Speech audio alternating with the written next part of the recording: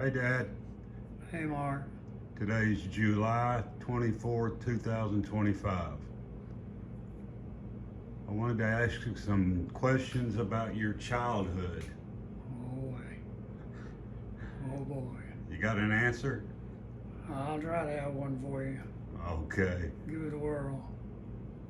When you think back and you were really young, what was the hardest thing you ever had to do as a child that you can remember?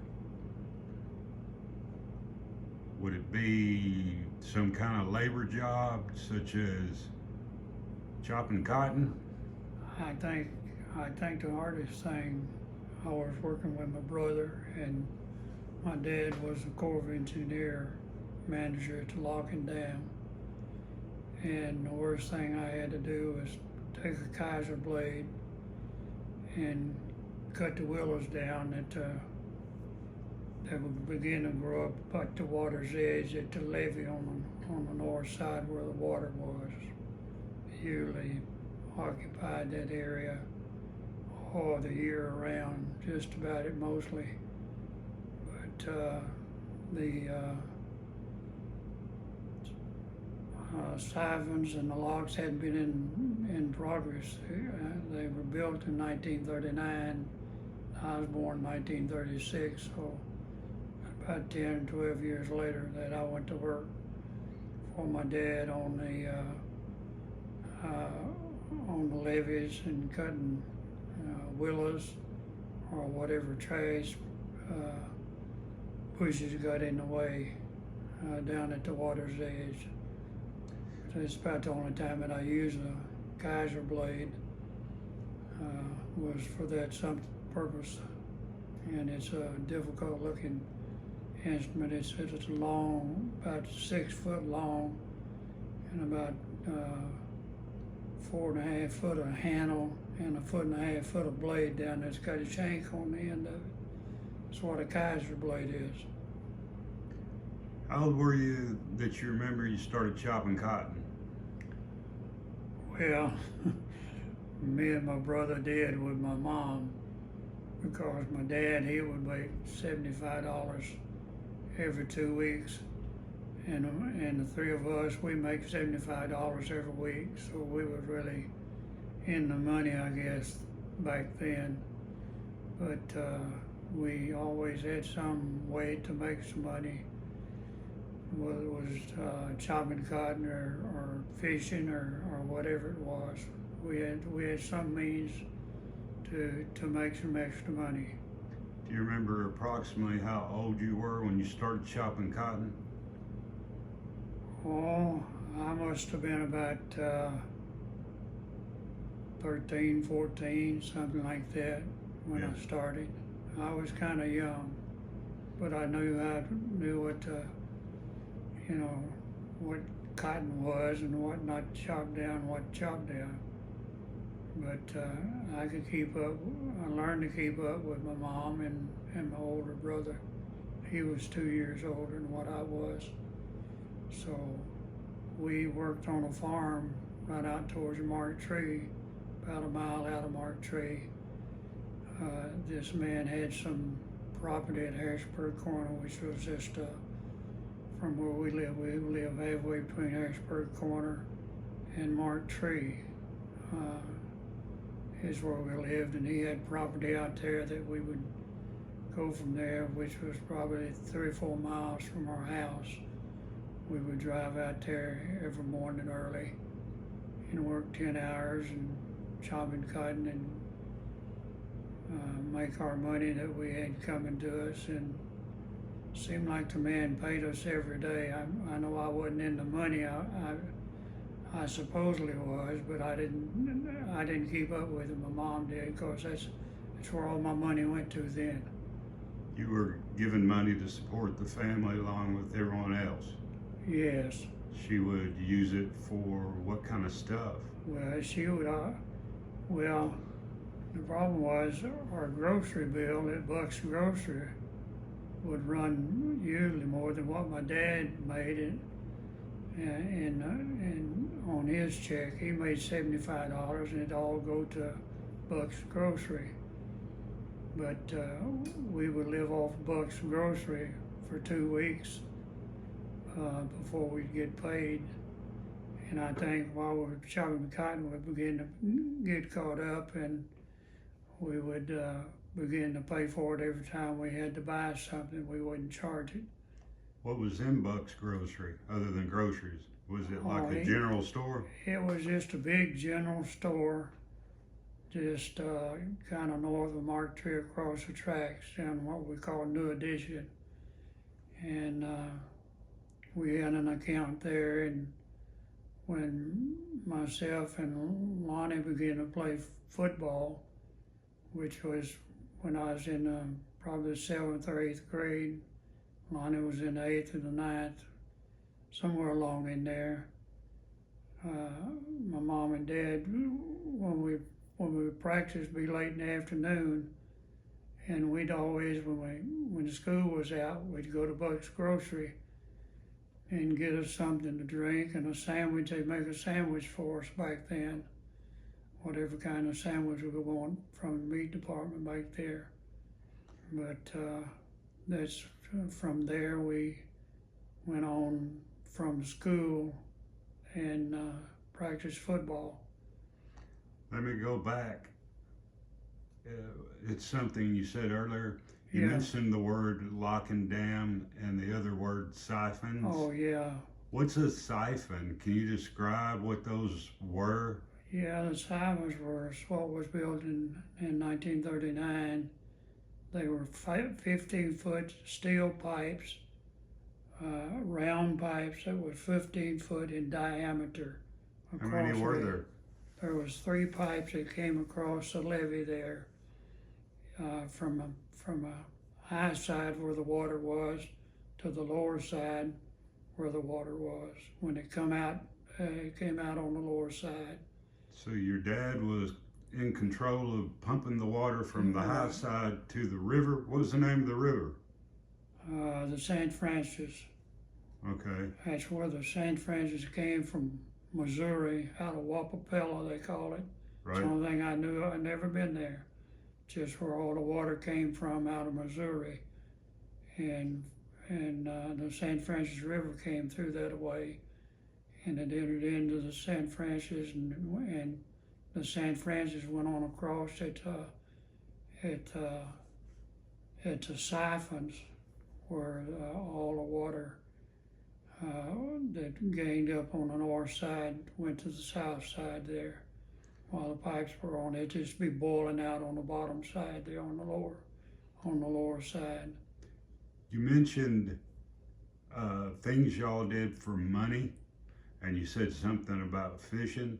Yeah. How did that work? What were you doing for money off of fish? Well, you won't believe this, but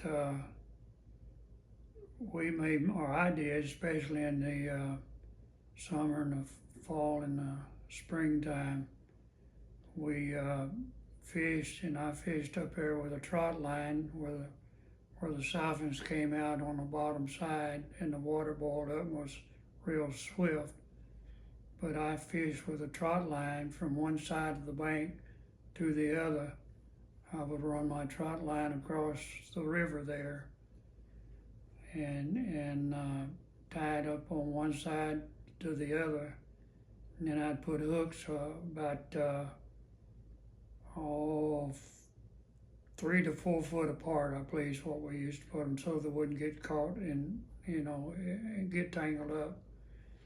But we called it a trot line, and we'd bait it out with live bait sometimes, and most of the time that's only catching when the water's got a lot of current to it. Did you get paid by the fish, by the pound, or by the type of fish? Yes, we had buffalo fish we caught, buffalo, carp, drum, but the main sport fish that we caught was catfish, and I used to run my trot lines before I went to school every morning. So that made me getting up pretty early to run my trot line, to have time to because it took me a few minutes to go from my house around to the end of where I picked up the St. Francis River and went back upstream with current to the siphons where the water was coming out, and could run I usually just had one trot line that I tried to take care of. Wasn't no 3 or 4 like some men had. Approximately, do you remember about how old you would have been? I was probably 14 to 15 And you about were, when I started doing that. and you were all by yourself? You didn't, Oh yeah, yeah. okay.